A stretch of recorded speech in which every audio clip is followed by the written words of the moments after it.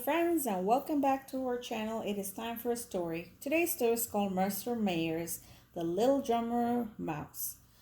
We hope you enjoy the story. Before we dive in and start reading, we'd like to invite you to like and share this video and also hit that subscribe button so you're notified whenever we post new videos. Okay, let's get started. It had always seemed, for as long as the little mouse could remember, that he followed along behind. He was the smallest in the family, and because it was hard for him to keep up with his brothers and sisters, his mother worried about him a great deal. So she made a tiny drum for him out of a hollow acorn. "My littlest one," she told him, "you are always lagging behind, but at least I'll hear you beating on this drum, and that way I won't lose you." The little drummer mouse, as he came to be called, loved playing on his acorn drum and carried it with him everywhere. But his big brothers and sisters often teased him. Ba-rum-ba-bum, ba-rum-bum, ba-rum-ba-da-doo-bum. "All you can do is beat your drum," they would chant. The other forest animals also laughed and teased him. Although the little drummer mouse badly wanted to play with them, he was much too small to join in their rough and tumble games. Instead, he would sit under one of the oak trees and beat tap, tap, tap on his little acorn drum. "What's all that noise?" asked a young squirrel. "Don't you know you're supposed to eat acorns? My mother told me not to play with my food." "Go play your drum down to the stars. At least you won't bother them," added a rabbit. And so that's what he did. On clear nights when the mouse family was tucked in bed, the little drummer mouse would often creep outside to the farmer's field. There he loved to watch the stars twinkle back at him as he topped along, and they even seemed to enjoy his playing as much as he did. Then, one day in autumn, the raven returned to the forest and called to the other animals to gather around. He had astonishing news, for he had heard that the greatest king of all was soon to be born among men. By winter time, the royal family would pass right through his very forest on their way to the town where the baby king would be born. The excitement in the crowd was so great that the little drummer mouse gave a quick drum roll without even thinking. An old grumpy otter frowned and shushed him. "We should do something to welcome them," a deer called out, and everyone murmured in agreement. "You're right," said the wise owl. "We should make the forest beautiful for their journey and offer gifts to the royal baby."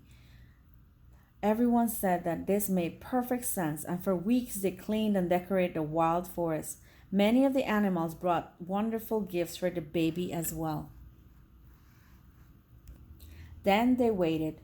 One morning there came a big snowfall which covered the forest, trees, and the farmer's fields.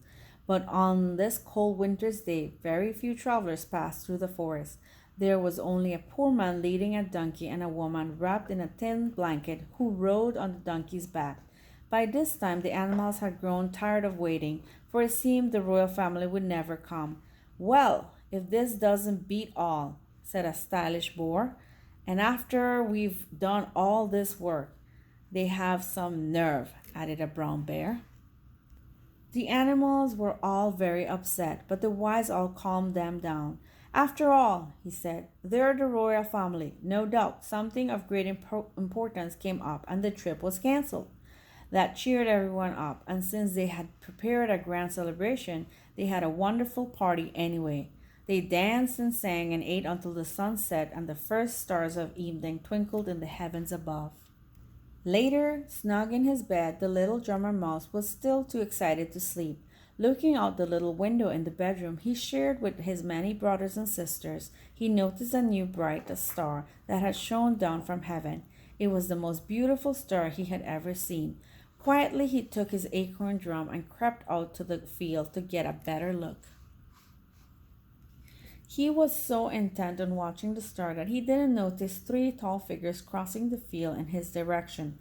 "Young mouse," said a sudden deep voice, "we are looking for a stable. Is there one nearby?" The little mouse turned and trembled with fear at the three men who towered over him.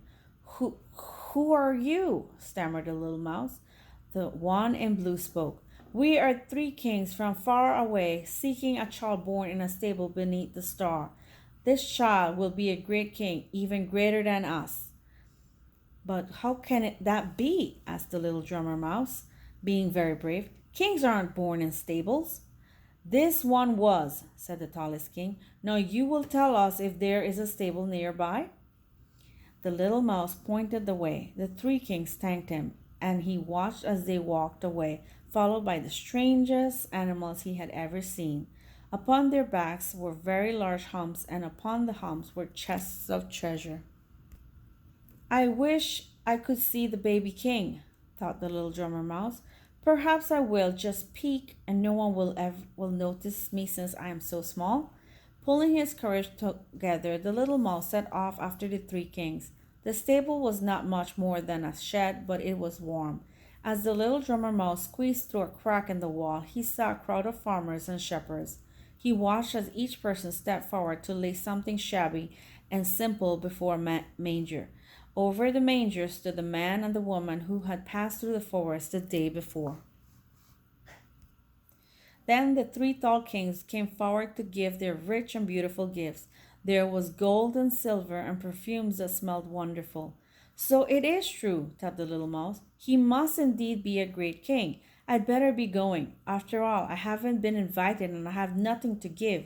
He tried to creep back out through the crack, but a shepherd's foot was blocking the way. The shepherds began to play a tune on their harps and flutes. The song was so lovely that the little drummer mouse began to tap along on his acorn drum. He became lost in the magic of the song and didn't notice when the other musicians fell silent. The baby had awakened, and the young mother lifted him from the manger. She turned toward the little mouse, who was still tapping, and said, Bring forth the drummer and raise him up so that he may see. Suddenly, two large hands scooped him up. The little drummer mouse cringed in terror. But to his surprise, the woman smiled at him and said, You, tiniest of all, keep playing your little drum. The baby seems to like that sound the best.